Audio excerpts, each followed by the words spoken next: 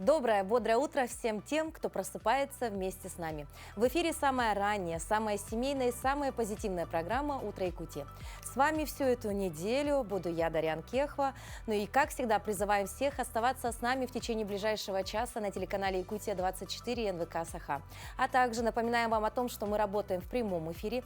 И если вдруг вы что-то пропустили или, возможно, хотите пересмотреть некоторые сюжеты, а, возможно, у вас появились вопросы, то тогда смело подписывайтесь на наш телеграм-канал, который вы видите прямо сейчас, QR-код на нашем экране, отсканируйте его, добавляемся в нашу большую дружную утреннюю семью, и, в принципе, у вас есть уникальная возможность выйти с нами на обратную связь, а мы с удовольствием рады, когда кто-то из наших телезрителей, возможно, задает вопросы нашим гостям, либо отправляет свои пожелания утренние. Мы, в общем, на связи 24/7.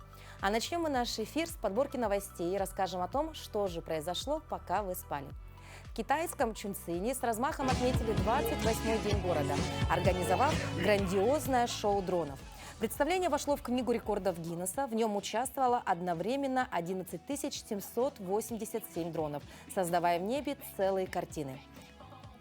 Вот мы сейчас видим эти потрясающие, такие картины. Ну, действительно, так умеют действительно только китайцы. Конечно же, сейчас это очень актуальная и популярная тема. И у нас в республике делали такие, можно сказать, небольшие шоу из дронов. Но это всегда очень так восхитительно, очень воодушевляюще. В принципе, такая отличная новость с утра. Переходим к следующей новости. Российские школьники завоевали высшие награды на Международной химической олимпиаде. Российская сборная из 4 старшеклассников из города Москвы победила в 57-й международной олимпиаде, которая состоялась в Дубае. Вот эти ребята с медалями, гордость нашей страны. Переходим в нашу дорогую любимую Москву. В матче года российские звезды НХЛ разгромили игроков КХЛ.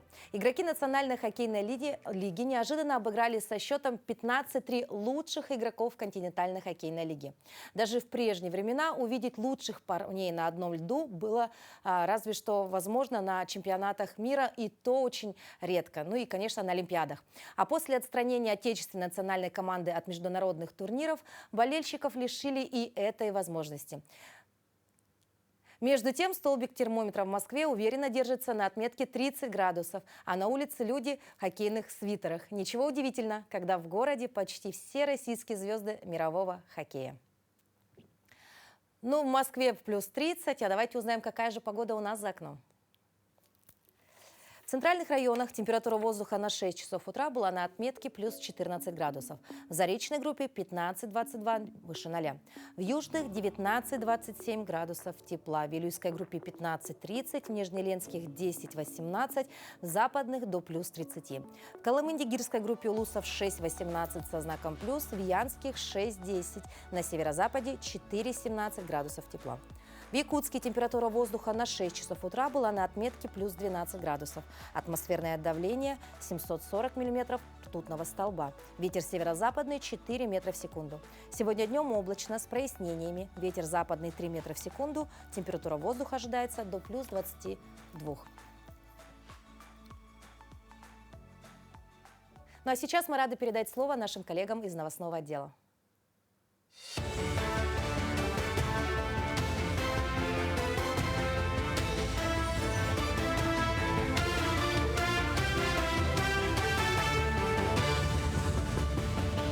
Доброе утро, Якутия. Далее смотрите блок новостей.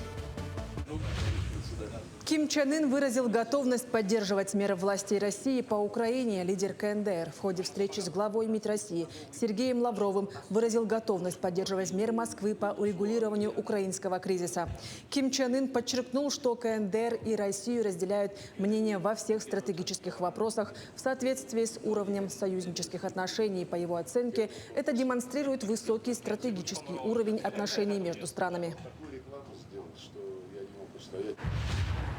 Участвуя в программе долгосрочных сбережений, можно получить софинансирование от государства в размере 36 тысяч рублей. Эксперт пояснил, что вступить в программу можно и в том случае, если осталось несколько лет до наступления пенсионного возраста или уже назначена пенсия. Также договор долгосрочных сбережений может быть заключен в пользу ребенка или другого человека. Подписывается он с негосударственным пенсионным фондом. Необходимо в течение года сделать взнос в размере 36 до 144 тысяч рублей в зависимости от среднемесячного дохода. Если среднемесячный доход вкладчика равен 80 тысяч рублей или меньше этой суммы, то софинансирование составит 36 тысяч рублей при условии, что в течение года сумма вклада составила 36 тысяч рублей.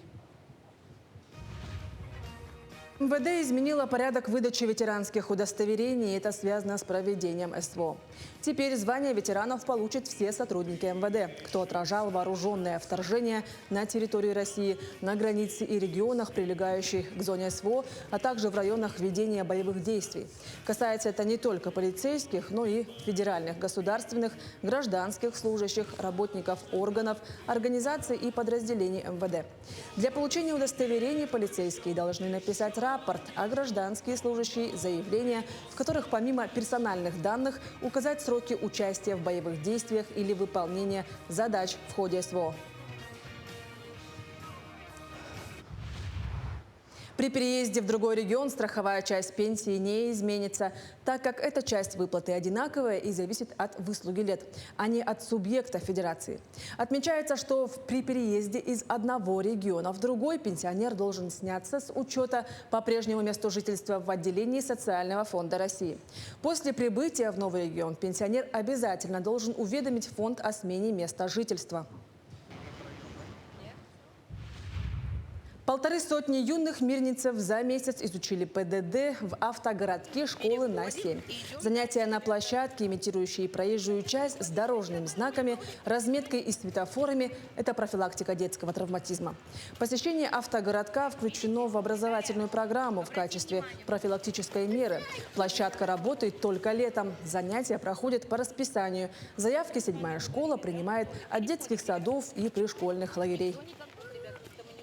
Наши дети в нашем детском саду правила дорожного движения начинают изучать с младшей группы. Автогородок очень полезен нам, воспитателям, потому что мы в детском саду проводим беседы. У нас есть муляжи светофоров, городка, но здесь дети учатся на примере, вот светофор включен, он настоящий, как и на дорогах, только здесь безопасно. Ну а мы продолжаем наш утренний эфир. Время на часах уже 7:07, и у кого-то будильник прозвенел уже не один раз, а вставать с теплой кровати все не хочется. Тогда мы предлагаем сделать вам утреннюю зарядку прямо в кровати. Доброе утро! Мы сегодня делаем упражнение, которое можно делать лежа в кровати. Для начала мы возьмем с вами наши бедра. И каждую ногу мы подтянем с вами. Некоторым людям захочется поднять голову, но не всем. Продолжаем. И еще 2 раза. Отпускаемся. Сейчас мы будем движения делать с вами. Круговые движения ТБС. В одну сторону и в другую. 1, 2. И теперь в другую сторону.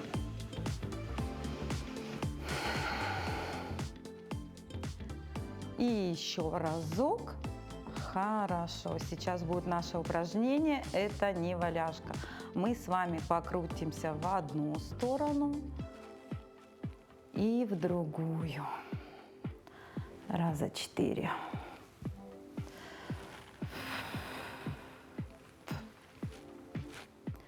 Сейчас мы ложимся, вытягиваемся на правую сторону.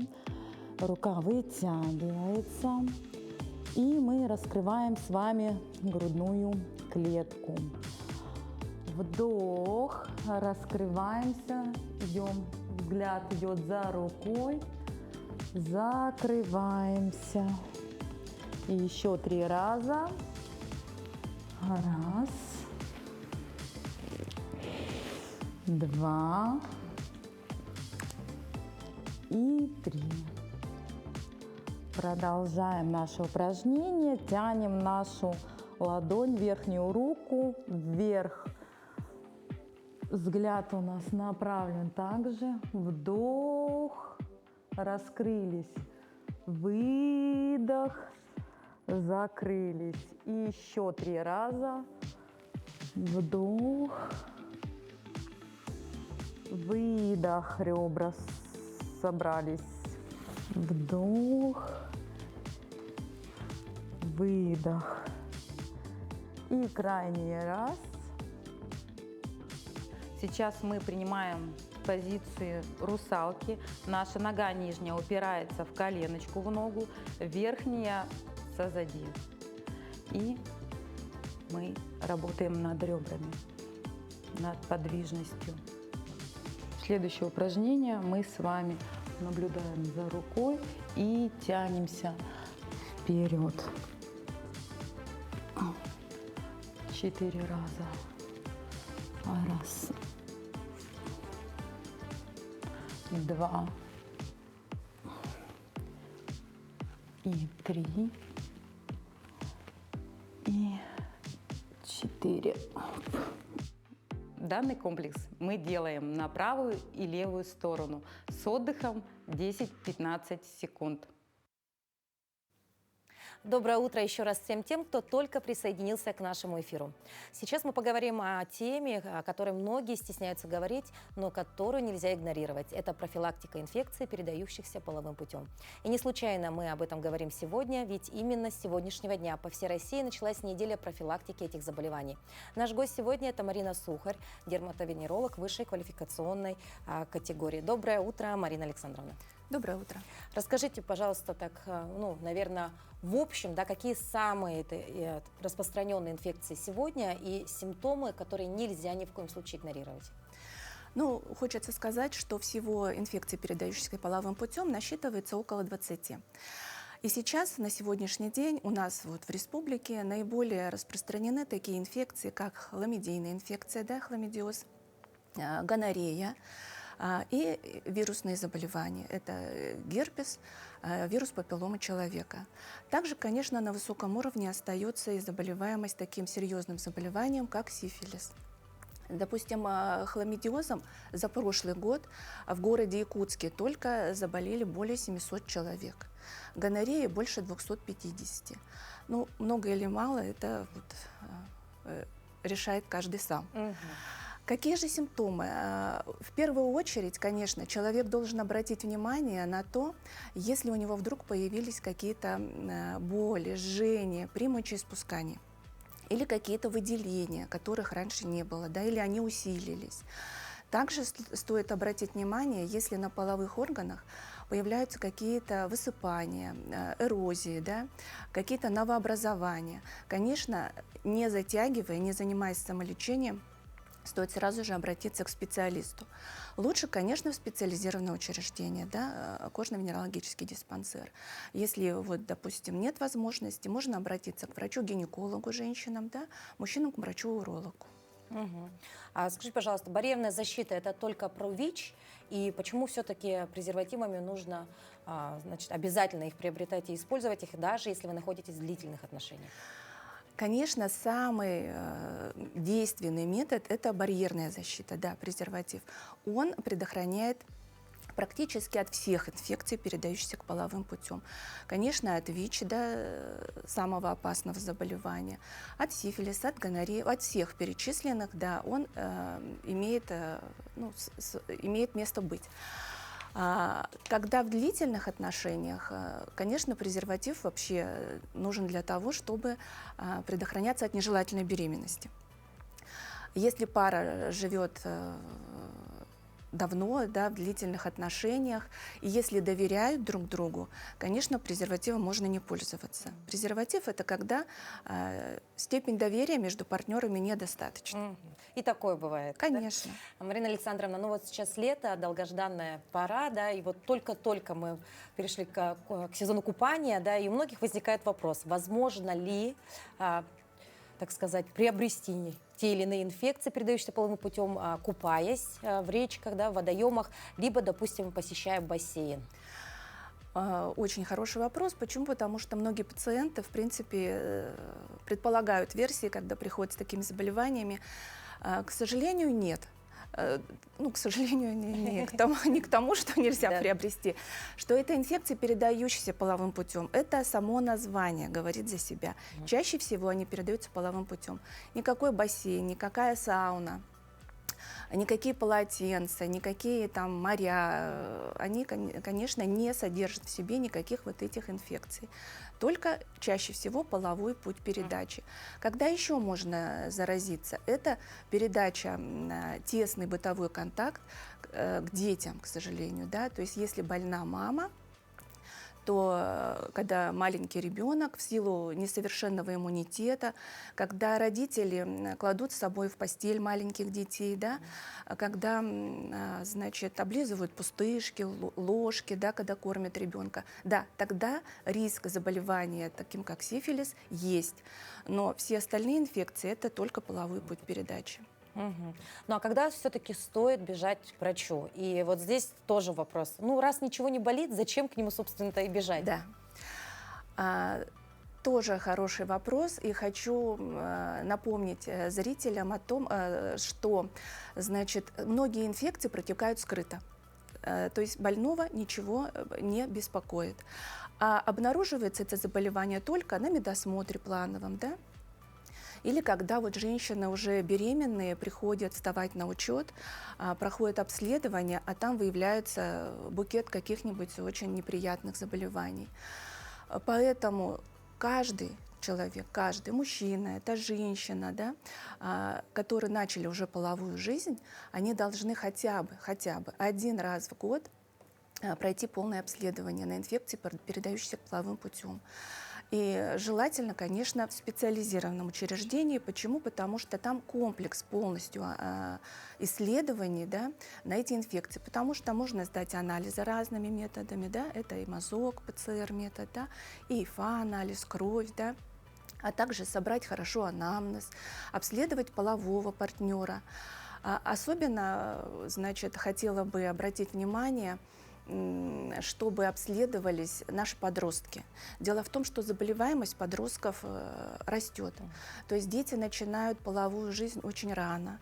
И нет привычки ходить к врачу для обследования. Да? Поэтому, да, если вы начали половую жизнь, если вы ее активно ведете, особенно если меняются половые партнеры, обязательно нужно ходить на обследование. Угу. Марина Александровна, но всегда зачастую, да, вот эта тема, она все равно такая интимная достаточно, да, и вот это, наверное, является одним из главных факторов, почему люди ходят так редко, да. Можно ли пройти эти все обследования анонимно? Да. В Кош-Вен-диспансере Богдана Чижика-3, да, значит, есть анонимный кабинет, где можно пройти обследование. Он работает в 2 смены, с утра до вечера. Можно, не называя, конечно, свои данные, да, пройти обследование на все вот эти инфекции. Угу. А какие анализы самые точные? Вот вы перечислили ПЦР, ИФА, да, тут тоже такой, наверное, вечный вопрос. Да. Что быстрее, что точнее, что надежнее? Да, вот пользуясь случаем, конечно, что мы с вами вот в эфире, очень часто пациенты говорят о том, что, вот, допустим, заболевания не вылечиваются венерические, да, инфекции, передающиеся половым путем, они глушатся. На самом деле дело в том, что есть 2 метода исследования. ПЦР-диагностика – это полимеразно-цепная реакция. То есть это берется отделяемое, это берется мазок на сам возбудитель. То есть в организме человека присутствует сам микроб. Это хламидия, там, гонокок, да, или что-то еще. А ИФА-диагностика – это кровь. Берется анализ крови, это антитела. Она нам говорит о том, что пациент встречался раньше с этой инфекцией, и иммунная система уже сработала. Да? Диагноз ставится только по анализу ПЦР. ПЦР. Да. То есть идеально, наверное, сдать и ПЦР, и ИФА. Можно так, да. Марина Александровна, спасибо большое за то, что посетили наш эфир. Мы желаем, конечно же, всем телезрителям в первую очередь здоровья и призываем обратить внимание на себя, Во-первых, конечно же, сходить сдать анализы, возможно, провести профилактические беседы со своими детишками, с подростками, да, это Да. никогда не будет поздно. Лучше сделать это заранее. Спасибо вам большое, Спасибо. хорошего вам рабочего дня. На этой неделе, как мы уже сказали, мы призываем вас обратить внимание к своему здоровью и заняться в первую очередь, конечно же, профилактикой. А еще какими датами и событиями отмечен этот день в календаре, мы узнаем далее. На календаре 14 июля. Сегодня Всемирный день интеллектуальных игр. По народному календарю Кузьма и Демьян – летние Кузьминки. На Руси в этот день в самом разгаре был сенокос. В трудах проводили свои дни и огородники. Нужно было полоть гряды и начинать собирать первые корнеплоды. Этот день в истории. 1099 год. Участники первого крестового похода начали штурм Иерусалима.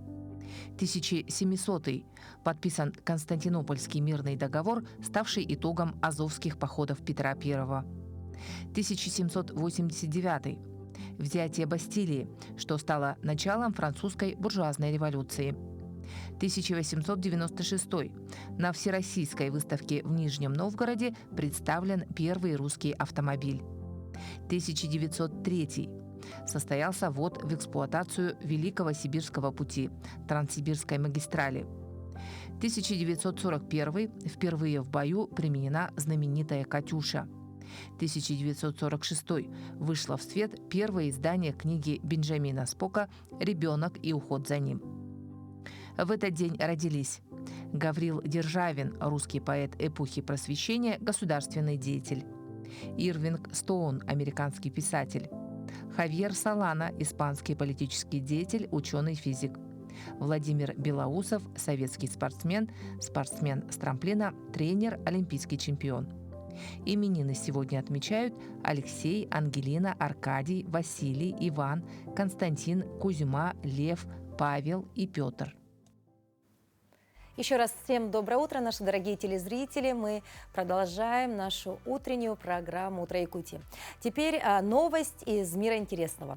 Кремль из солнечного камня. В Калининградской области создали копию Спасской башни из янтаря. Копию башни Московского Кремля из 1500 фрагментов солнечного камня изготовили на янтарном комбинате Ростеха. Высота изделия 71 сантиметр, а вес около 9 килограммов. Сувенир разработан к 8-му международному янтарному форуму «Амбер Форум 25». Миниатюрная версия главного башни Московского Кремля выполнена в технике мозаики. Каждый фрагмент был предварительно обработан и подогнан под соседний вручную. Для создания башни потребовалось 5 месяцев и 17 килограммов первосортного матового янтаря. В пресс-службе комбината добавили, что в янтарной версии Спасской башни сохранены мельчайшие архитектурные детали. Арки, шпили и даже знаковые ласточкины хвосты на мерлонах выполнены из балтийского камня. В звоннице размещены 23 миниатюрных колокола, отлитых из латуни и покрытых серебром. Входная дверь в башню выполнена из настоящего дуба. Икона Спаса Смоленского над входом нарисована вручную. А увидеть эту красоту воочию можно будет на 8-м международном янтарном форуме, который пройдет в Москве на ВДНХ с 31 июля по 3 августа. Стало интересно, а сколько может стоить такая красота? Ведь не учитывая стоимость материала и затраченное время, можно только представить, во сколько оценивается работа самих мастеров. Надеюсь, эту дорогую красоту надежды охраняют, ведь любая материальная ценность, причем такая уникальная, может стать добычей для злоумышленников. Впрочем, сейчас мошенники больше зарятся на виртуальные кошельки граждан, и это ни для кого не секрет. И бдительными нам нужно быть и в этой теме. Как известно, незнание закона не освобождает от ответственности. 5 июля в силу вступил закон, по которому уголовную ответственность могут понести те, кто просто дал карту своему знакомому или устроился на подработку с переводами. Теперь за дроперство грозит 6 лет тюрьмы. А ведь не все осознают, что могут нарушить закон. Далее очередная история из жизни в рубрике «Финансовая грамотность».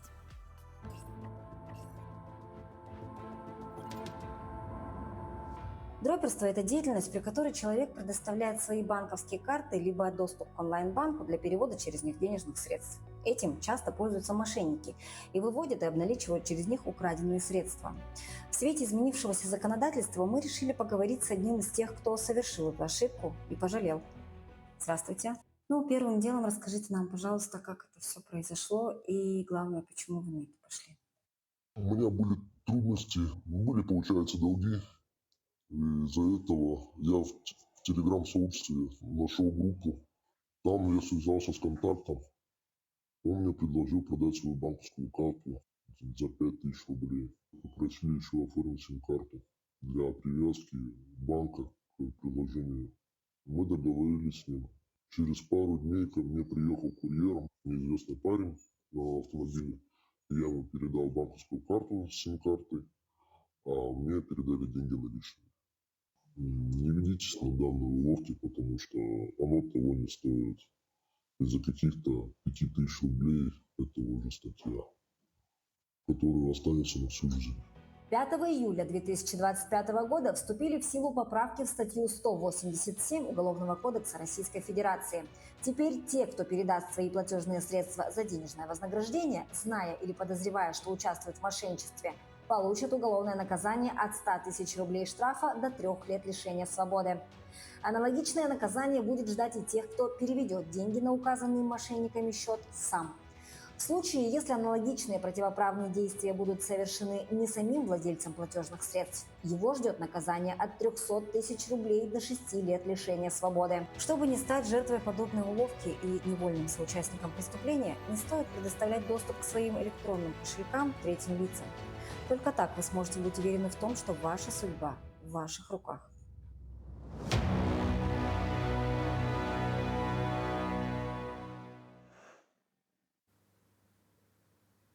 Сейчас в отношении мошенников бдительны не только правоохранительные органы, но и финансовые и другие организации. Может быть так, что ваши счета заблокированы из-за долгов или подозрительных операций. Что делать в таких случаях, расскажем в рубрике «Советы юриста». Доброе утро, Якутия! Сегодня я вам расскажу, что такое судебный приказ и как его отменить. Ведь наверняка многие сталкивались с такой ситуацией, когда вам не было известно о том, что у вас имеется судебная задолженность, а ваши банковские счета заблокировали в один момент. В большинстве случаев судебные приказы выносят о взыскании задолженности по жилищно-коммунальным услугам, но и еще чаще о взыскании неуплаченных микрозаймов или кредитов. Итак, если вы узнали, что в отношении вас вынесен судебный приказ и вы не согласны с предъявленной задолженностью, следует действовать незамедлительно, ведь у вас есть всего 10 дней на его отмену. Узнать о приказе вы можете из письма на портале госуслуг, через судебных приставов, в банке, либо, если получите сам исполнительный документ, по почте, либо нарочно. Для отмены необходимо подготовить возражение, или, проще говоря, заявление на отмену, в котором указать свои данные, номер и дату выдачи судебного приказа, а также выразить свое несогласие с предъявленной задолженностью. Например, вы считаете, что у взыскателя пропущен срок исковой давности или завышены начисленные проценты или пени. Укажите в своем заявлении также свой адрес места жительства и контактный телефон. Не будет лишним и приложить копию своего паспорта. После получения мировым судом вашего заявления суд в течение 10 рабочих дней отменяет судебный приказ.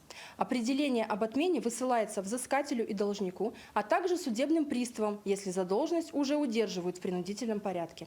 Важно знать, если срок на предъявление заявления об отмене судебного приказа истек, то наряду с заявлением об отмене необходимо заявить ходатайство о восстановлении пропущенного срока. В противном случае суд откажет в отмене приказа, и вам необходимо будет погашать задолженность в полном объеме. Поэтому в ходатайстве необходимо изложить причины, по которым вы пропустили 10-дневный срок. Это может быть длительная командировка, нахождение на больничном стационаре и другие заслуживающие внимания обстоятельства. После отмены судебного приказа за взыскателем всегда оставлено право повторного обращения в суд с исковым заявлением. И если так произойдет, что взыскатель повторно обратится, вас обязательно вызовут в судебное разбирательство. Соответственно, у вас будет право и участвовать в суде, и заявлять суду свои возражения, и предоставлять доказательства, а также другие процессуальные права. Но прежде всего, перед принятием решения об отмене исполнительного документа, в нашем случае судебного приказа, проконсультируйтесь с юристом или адвокатом по гражданским делам. На этом все. До новых встреч. И если не знаете, как поступить, поступайте всегда по закону. С юридическими тонкостями судебных приказов разобрались, и сейчас на очереди филологическая минутка. Сегодня вместе с Анной Шкатуляк мы разберем одно модное слово, которое многие используют, но не все понимают его значение. Готовы? Доброе утро, дорогие телезрители! В 10-е или даже в нулевые годы по одному из каналов телевидения шел мультсериал «Ох уж эти детки». В этом сериале рассказывалось о приключениях малышей. Я думаю, что по материалам наших встреч, нашей передачи тоже можно снять сериал и назвать его «Ох уж эти слова» о смысловых и правописных приключениях слов в русском языке. И одну из серий посвятить слову «априори». Это слово, согласно интеллектуальной системе проверки правописания, пришло в русский язык из философии. И означает оно в повседневной речи заранее известное, то, что не опирается на знание фактов, беспроверочное и бездоказательное. Самое интересное, что у слова «априори» есть антоним. Это слово «апостериори». Оно используется, конечно, гораздо реже, и означает оно то, что мы узнали опытным путем благодаря доказательствам. Но я думаю, что нам нужно и априори, и апостериори говорить правильно. Всего доброго! Лето в разгаре, а значит, детские площадки во дворах работают априори без выходных. Вот я решила внедрить это модное слово в свой лексикон. А если серьезно, то сейчас сложно свое чадо заставить играть даже во дворе собственного дома.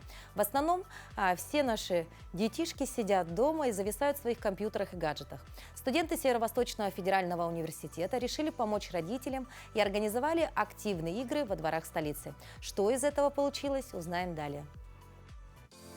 На площадках Якутска все чаще можно увидеть необычную картину. Студенты, которые вместо гаджетов предлагают детям старые добрые дворовые игры. Проект «Двор моего детства» – это акция, цель которой вернуть во дворы дух дружбы, активности и добрые традиции. Студенты организуют для детей не только развлечения, но и прививают им любовь к здоровому образу жизни через подвижные игры и дворовые соревнования.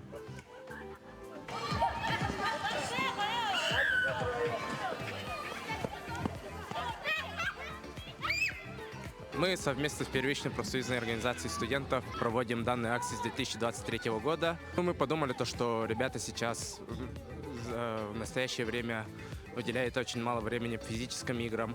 И также мы хотим дарить детям именно счастливое детство, подвижности, пропаганду здорового образа жизни. И, конечно же, дети – это наше будущее. Идея проекта проста, но актуальна и востребована в эпоху технологий. Студенты возвращают то, что казалось утраченным – общение и движение. И эта инициатива полностью добровольная. Студенты сами приходят во дворы и начинают вовлекать детей. Активисты первичной профсоюзной организации студентов СВФУ справляются со своими задачами успешно. Насчет сложностей в игре взаимодействия с детьми, так таковых нету. В первые дни были такие сложности, что надо было поймать их внимание, следить за увлеченностью детьми в игре. Я считаю, что мы справились с этими сложностями, и сейчас отлично взаимодействуем с детьми. Ребят бывает очень много, порядка 10-15 детей. Все очень вовлеченно играют с нами, и прям все всегда очень рады видеть нас. Если мы приходим на площадку, то один начинает они пришли, и то все тоже начинают заводиться и играть с нами. А мы решили спросить мнение у главных участников проекта, самих детей. Нравится ли им играть со студентами и во что больше всего? Мне очень нравится, когда приходят активисты, мы с ними играем, нам очень нравятся их призы, и с ними очень весело.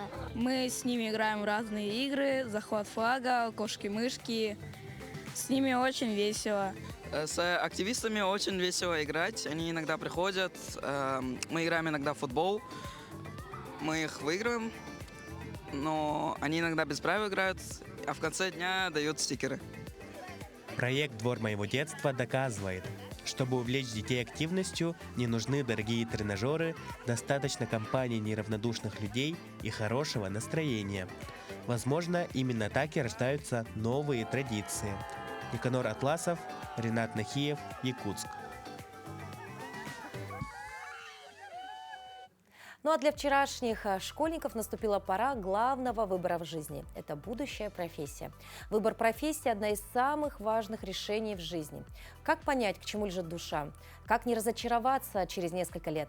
Об этом поговорим с семейным психологом Ксенией Ивашковской. С чего начать, если школьник совсем не знает, чем он хочет заниматься? Ксения, доброе утро. Здравствуйте. Ну вообще, с какого возраста необходимо говорить с ребенком о будущей профессии и как правильно вести эту беседу?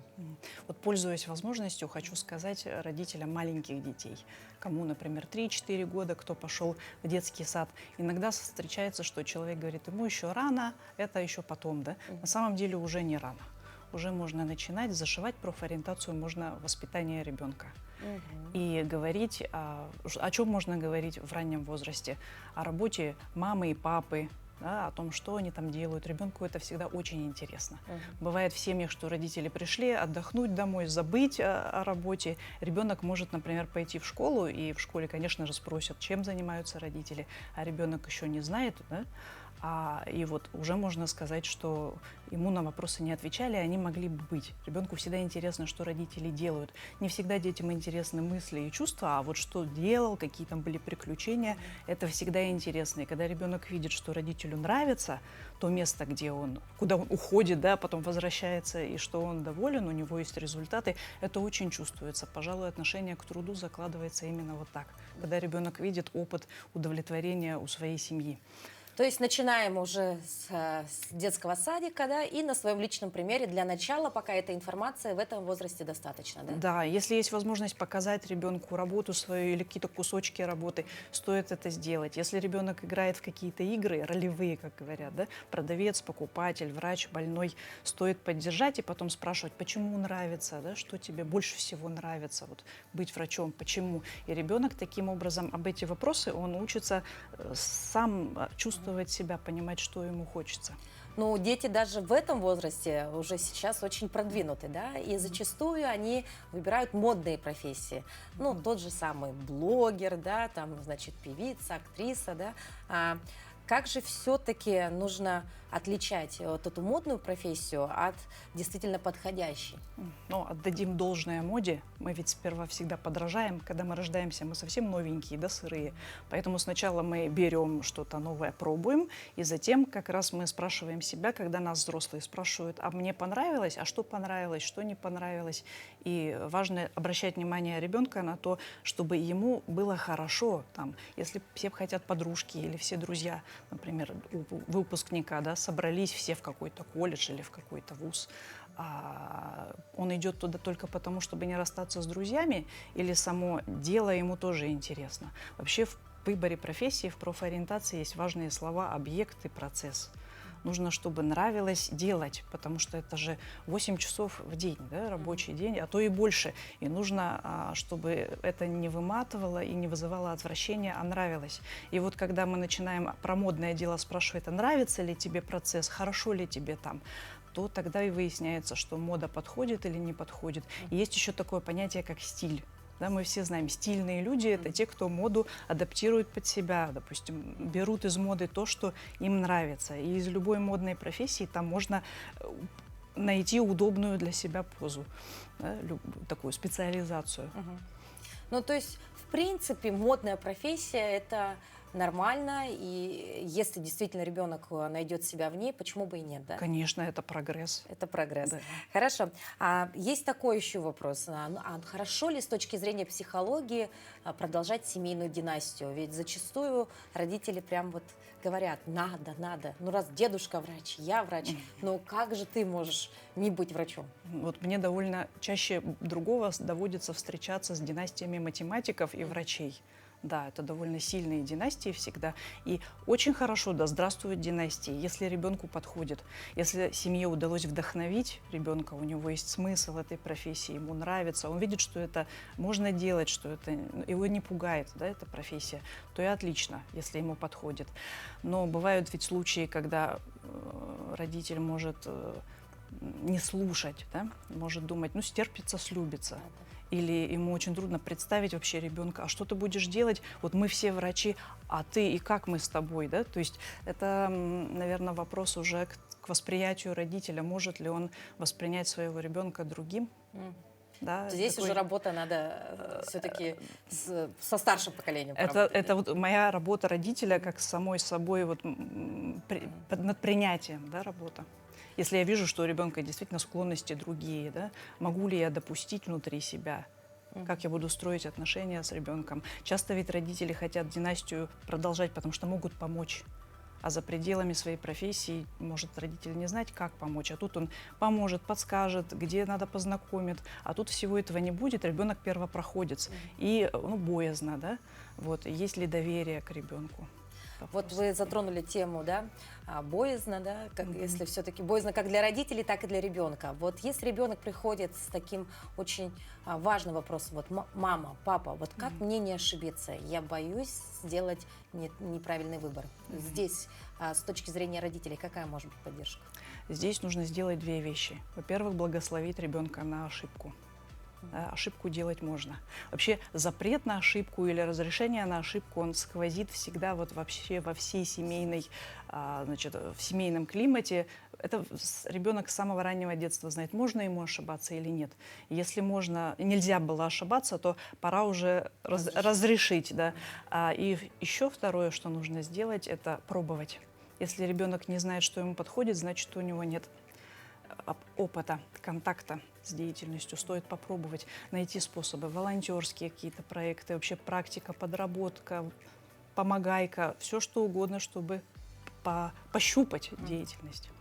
Ну и еще одна такая дилемма, да, если все-таки ребенок творческий, вот хочет творческую профессию, вот рисовать, творить, созидать, а родители говорят, нет, нужна надежная профессия, где есть, допустим, там, значит, хорошая заработная плата, соцпакет, соцпакет, карьерный рост, трудовая книжка. Вот как найти компромисс в этой истории? Я хочу сказать, что родителей понимаю. Родители люди опытные, да, знают трудные времена, понимают, что бывают такие кризисные периоды в жизни, да, общества, когда работы становится меньше, и, конечно, все хотят, чтобы ребенок был сытый. Да. С другой стороны, творческая профессия – это не значит голодная, потому что любая профессия – целая группа профессий. Да. Другой вопрос в том, что творческие профессии, они более проектные. Тут ты навряд ли будешь всю жизнь в одном месте. Хотя очень многие артисты трудятся в театрах по найму, соцпакетам всю свою жизнь и довольно стабильно себя чувствуют. Да? Но чаще это проектная работа. Но если наш ребенок творческий, проектный, полетный, а мы его сажаем в стабильную какую-то ситуацию, однообразную, то будет вот что. Значит, гормональный фон, вот это неудовольствие, вот эта скука, она делает, значит, организм стрессовым. Там много гормона стресса, пониженный такой фон. Это рано или поздно начинает рушить функциональное здоровье человека. Люди болеют от нелюбимой работы, это доказано. То есть нужно быть в гармонии с самим собой в первую очередь. Да. Хорошо, но и как тогда не давить на ребенка с выбором той или иной профессии? Ведь это тоже такой очень важный вопрос, потому что, ну вот вы сегодня перечислили много, да, различных ситуаций, когда родитель может сделать то или иное, но все равно зачастую случаются такие ситуации, когда вроде бы не со зла, но все равно давишь на ребенка. Когда давишь, изнутри же часто непонятно, что ты давишь. То, что ты давишь, ты узнаешь по реакции ребенка, да, по его сопротивлению. Кстати, у меня в жизни был такой опыт, когда на меня надавили для того, чтобы запустить вообще процесс выбора. Мне мама сказала, вот будешь, и назвала свою профессию, то есть будешь представителем моей профессии. А мне хотелось что-то свое. И я сказала, нет, не буду. И она говорит, тогда выбирай. Тогда давай, время, часики тикают. Я думаю, так. Ну, как подросток, склонный к сопротивлению, не хочу, а тогда что я хочу, да? То есть давление может быть разным. Но если это давление такое деспотичное, вот я решила, я знаю, будешь, да, а у ребенка есть темперамент, он не хочет, да, то я бы не стала однозначно ругать давление. Оно бывает плодотворным для подростков. Но если оно чрезмерное, и ребенок не справляется, то это будет потом не очень счастливый человек. Ребята бросают и на 3-м курсе, и на 5-м курсе, и по специальности на работу не идут. То есть так или иначе человек не будет, рано или поздно. То есть, подводя итоги, в принципе, давление – это неплохо, если оно дозировано, да? Да, если оно такое не стабильно. рушит отношения. Спасибо большое, Ксения, за то, что посетили наш утренний эфир и дали такие полезные советы. А мы желаем вам хорошего, прекрасного утреннего настроения. Спасибо. Ну а сейчас давайте вновь узнаем, что же произошло на территории нашей республики и за ее пределами.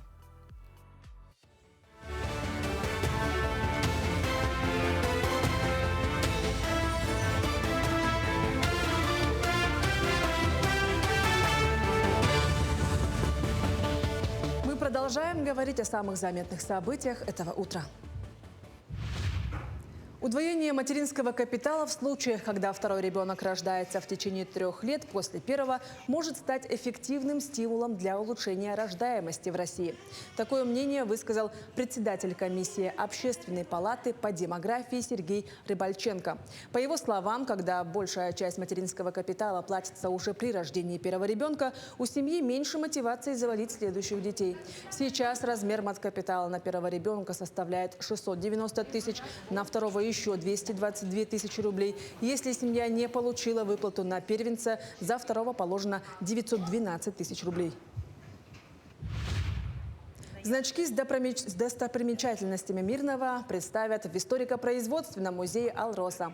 Мирнинцы и гости города увидят коллекцию местного фалериста. Экспонаты прошлого Сергей Дорошина собирает полвека. В коллекции 800 значков с общей тематикой. Значки со знаками, логотипами и символичными объектами представят в музее «Алроса» уже сегодня в честь Дня алмазодобытчика и 70-летия трубки «Мир». Также сотрудники музея подготовили экспозицию архивных фото с первооткрывателями якутских алмазов, первыми лицами государства в гостях на Мирнинской земле и не только. Ну, непосредственно Мирный и Якут-Алмаз. То есть они, получается, у меня все вместе, я их не разделяю, Мирный и Якут-Алмаз. Вот, как бы все значки в папках, они все вместе, вперемешку получается. Ну, я-то смысла не вижу разделять Мирное от Якут-Алмаза, Якут-Алмаз от Мирного. Это же как бы само собой понятно, что это основополагающее. Семейное тепло ленчан повлияло на погоду в День города. День рождения любимого в города в кругу любимых людей. Целые семьи пришли на площадь Ленина, чтобы отметить 62-летие Ленска. Кажется, семейное тепло повлияло и на погоду. День выдался жарким и солнечным. Атмосферой праздника, укрепившего связь поколений, проникся наш коллега-телеоператор Олег Сосин. В Якутске продолжается выявление победителей и призеров чемпионата города по футболу в формате 8×8. Участие в турнире принимает около 200 спортсменов, представляющих 16 команд. Состязание стартовало с группового этапа, по итогам которого команды с наилучшими результатами продолжают борьбу за кубок в стадии плей-офф. Первый этап, стартовавший 22 июня, продлится до 3 августа. Окончание второго решающего раунда запланировано на сентябрь, где лучшие команды сыграют за главные призы. Ну, уже 4-й тур проходит, собралось 16 команд, ребята играют в один круг, и потом все попадают в стадию плей-офф. Это уже после 8 тура начнется стадия плей-офф, на вылет команда проигравшая вылетает. Так вот 16 команд играет, баталии очень серьезные. Каждая команда по-своему готовится, здесь просто команды усилились, взяли из других команд и вот и играют. А подготовку я не знаю команды, у каждого индивидуальная подготовка. К этому часу это вся информация. До встречи в дальнейших эфирах.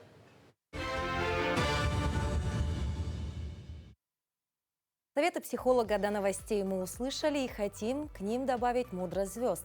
Для того, чтобы мотивировать вас на предстоящую рабочую неделю, представляем вам гороскоп для всех знаков зодиака. Прислушивайтесь, возможно, там вы найдете какие-то нужные сейчас для вас подсказки.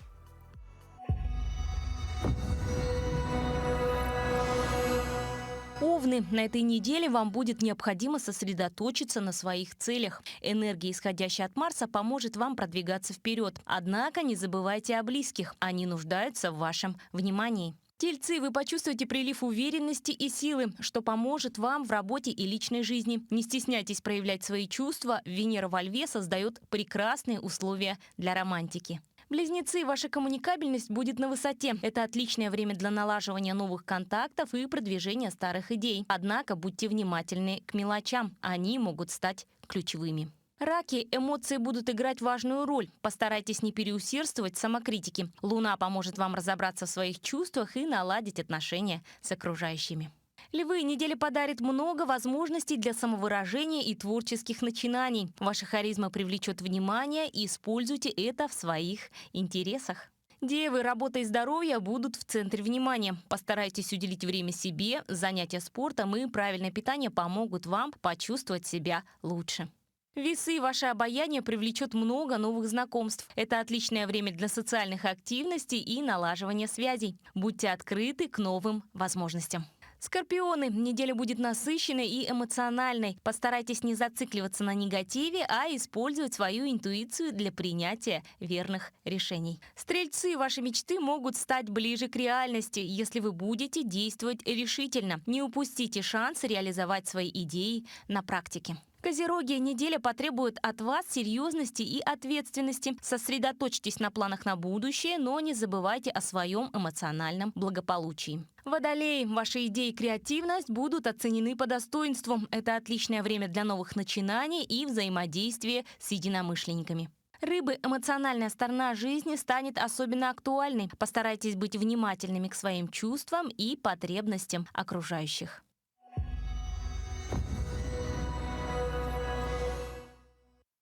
Таким было утро понедельника, первого дня недели. Надеюсь, мы со своими советами не сильно вас утомили, а наоборот вооружили на продуктивную рабочую неделю. А завтра мы вновь встретимся с вами в этой же студии и говорить будем о домашнем туризме. Оказывается, есть такой термин, когда путешествуешь в своем регионе. Также мы узнаем, как он вообще у нас развивается, этот домашний туризм. Поинтересуемся у горожан, какие места они советуют посетить в Якутии, а также о том, где и как современная молодежь предпочитает строить свою карьеру после окончания вузов.